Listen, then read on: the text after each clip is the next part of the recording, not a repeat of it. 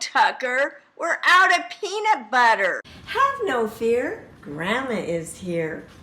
I can take 3 cups of peanuts or a container of peanuts, open up my lid, pour in the peanuts, put the lid back on, turn on my blender, set this to grind, and start grinding. I'll take the lid off.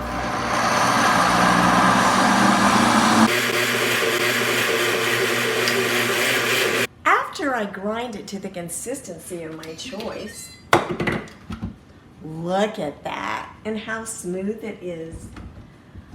I can put it into a container.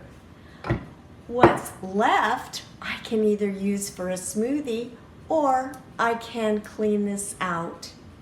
Hey, Tucker, are you happy now?